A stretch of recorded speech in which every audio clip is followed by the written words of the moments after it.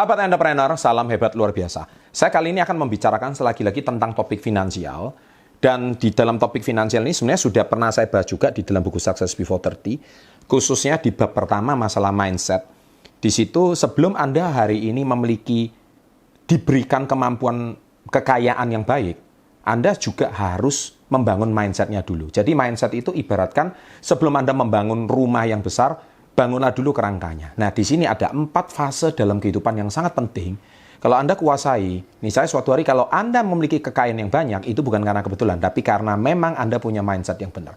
Apa saja selain satu ini?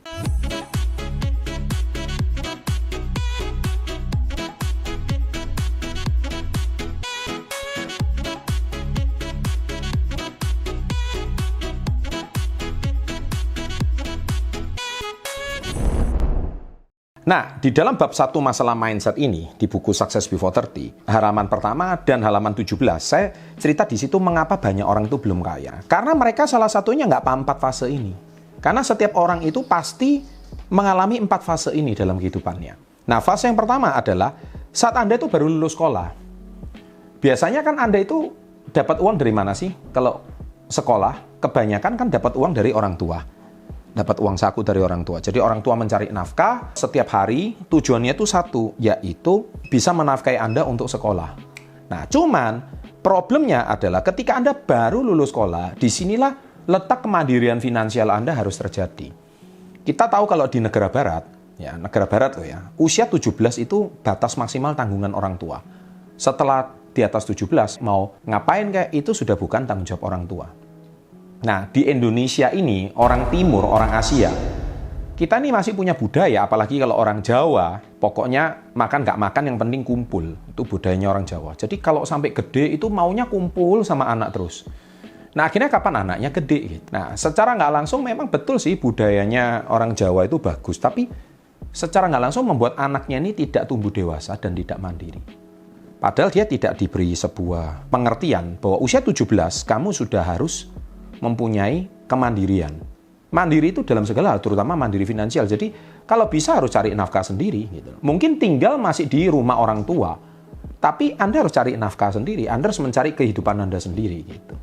Nah, ini satu problem yang kita harus kuasai. Ya, so itu baru saat lulus sekolah. Itu fase keuangan yang cukup penting. Jadi ketika Anda lulus sekolah, Anda harus punya satu kemantapan dalam soal kemandirian finansial. Jadi nggak bisa kita masih mengandalkan orang tua, itu nggak bisa. Kita harus cari nafkah sendiri, kita kalau mau cari jajan sendiri, mau pacaran sama anaknya orang juga harus cari duit sendiri. Kita nggak bisa lah, masih ngandelin orang tua terus. Nah, itu fase pertama yang harus Anda ketahui. Yang kedua, yaitu fase berkeluarga. Nah, karena pacaran sama berkeluarga itu berbeda. Pacaran enak banget, kita nggak ada komitmen, ya kan? Yang cowok tinggal di rumah cowok, yang cewek tinggal di rumah orang tuanya. Nggak ada komitmen untuk tinggal bersama. Nah, jadi ketika kalian masih pacaran happy banget. Nggak ada sebuah komitmen. Paling cuma makan, nongkrong, jalan-jalan, nonton bioskop. That's it. Ya kan? Tapi kita nggak bisa memutuskan untuk kita harus berkomitmen bangun keluarga. Nah, fase ini harus dimiliki oleh anak muda manapun di seluruh dunia. Nggak terkecuali di Indonesia. Oleh sebab itu banyak anak-anak muda yang tidak matang secara financial, akhirnya mereka masih mengandalkan dalam tanda kutip orang tuanya. Sehingga orang tuanya yang masih menafkahi. Nah, itu kan menurut saya nggak cocok banget. Nah, kalau Anda tanya sama saya menikah aja, saya nggak pakai biaya orang tua. Menikah pakai biaya sendiri. Nah, itu artinya kita sudah paham fase keuangan yang mana Anda harus jalani sendiri. Ya, banyak sekali orang-orang sekarang itu aneh ya menurut saya ya. Mereka masih mengandalkan orang tuanya. Apalagi pesta pernikahan itu dibuat mewah. Oke lah, itu memang hak orang tua Anda. Ya, hak orang tua Anda yang mampu mengadakan pesta semewah mungkin, ya. Itu kan saatnya orang tua Anda menunjukkan kesuksesannya kan gitu sama teman-teman dan koleganya. It's okay. Tapi sekali lagi pernikahan itu bukan masalah pesta satu malam. Saat berkeluarga itu tantangan paling utama adalah hari +1 setelah Anda menjalani pernikahan, itu yang tantangan paling utama. Sudahkah Anda mandiri secara finansial? Sudahkah Anda mampu menjadi kepala keluarga? Ketika istri Anda mengalami fase kehamilan, mampu nggak mengkontrol biaya ke dokter? Kalau istri Anda kurang enak badan, dikit-dikit ke dokter, itu bisa nggak? Nah, itu kan sesuatu uang yang nggak kecil. Nah, kadang-kadang Anda nggak siap di situ. Wah, kok begini ya? Nah, berarti kan Anda tidak matang secara keuangan. Nah, itulah sebab di buku saya Success Before 30 ini saya jawab, mengapa banyak orang belum kaya? Ya, di situ saya bahas banyak sekali, dan apalagi mindset dan mental orang sukses. Nah, di situ itulah kekuatan yang sangat-sangat penting yang kita harus paham tentang kekuatan. Kenapa sebetulnya banyak orang itu tidak siap ketika dia berkeluarga. Nah, belum lagi kalau sudah punya anak, anaknya sakit. Belum nanti kalau anaknya sudah sakit, mulai besar. Belum lagi nanti anaknya mau masuk sekolah. Nah, fase keluarga itu the life is just begin. Ya, saya bukan nakut-nakuti anak-anak muda yang belum menikah. Atau di sini yang teriak-teriak saya kaum jomblo dan sebagainya. Hei, kamu baru jomblo aja udah stres. Berkeluarga itu stres, tahu nggak? Lebih enak jomblo. Jadi kalau kaum jomblo itu dibully di netizen, sebenarnya kaum jomblo juga berhak membuli pihak yang sudah berkeluarga. Hei, nggak enak kan? Enak jadi jomblo kan? Saling ngebully. Candaannya seperti itu. Padahal sebenarnya enggak lah. Semua punya tantangan masing-masing. Jomblo tantangannya kesepian. Berkeluarga tantangannya beban hidup semakin berat, tanggungan anak istri tambah berat, ya kan? Nah, itu semua orang punya kesulitan masing-masing, jadi jangan saling membuli ya. Yang ketiga, 10 tahun menjelang pensiun. Nah, ini fase yang sangat berbahaya, fase kritis. Jadi ketika Anda sekarang sudah mencapai puncak-puncak karirnya, usia 40, usia 45, tahu nggak kalian? Channel ini memang betul channel Success Before 30. Tapi yang saya bahas itu nggak cuma semata-mata before 30. Yang saya juga bahas itu bagaimana tips ini sometimes kita harus mempersiapkan usia pensiun juga. Nah, banyak orang itu ketika dia memasuki pensiun, dia kelabakan karena seperti tidak sedia payung sebelum hujan. Ketika masa pensiun itu dia hujan, dia kalang kabut, cari payung sana, cari perlindungan sini. Kalau dia tidak mempersiapkannya sejak 10 tahun lebih awal, maka problem yang terjadi adalah dia akan stres ketika dia pensiun.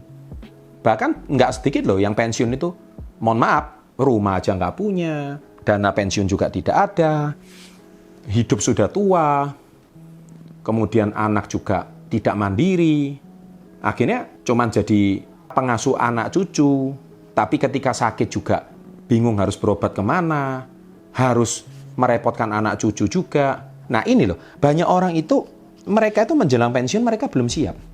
Dan celakanya cuma mengandalkan pensiunan. Nah, ini menurut saya tidak setuju. Karena pensiunan, Anda yang terbiasa mungkin cuma terima, sorry to say, misalkan Anda karyawan ya, Anda biasa cuma terima gaji UMR. Taruhlah sekarang 3 juta, 4 juta. Tiba-tiba pensiun. Anda terima duit 400 juta contohnya. Wah, kaget. Terima uang yang 100 kali lipat dari jumlah gaji bulanan. Ketika Anda terima uang yang dalam jumlah besar, Anda kaget, syok, dan tidak punya pengetahuan finansial.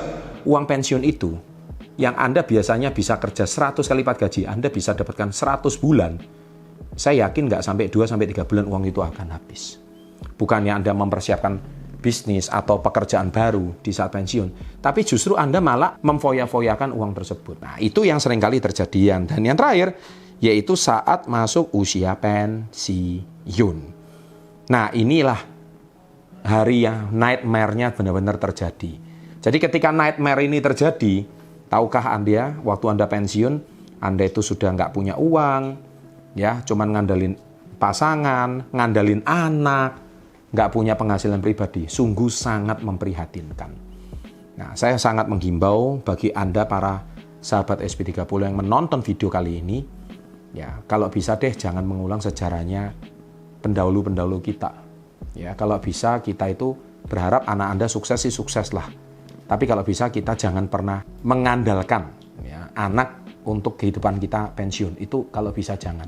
Kalau bisa mengandalkan diri sendiri itu yang terbaik.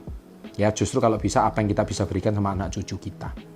Ya, anak cucu kalau bisa, kalau dia juga belum beruntung, ya kalau bisa anak cucu bekerja sendiri, kita juga bekerja sendiri.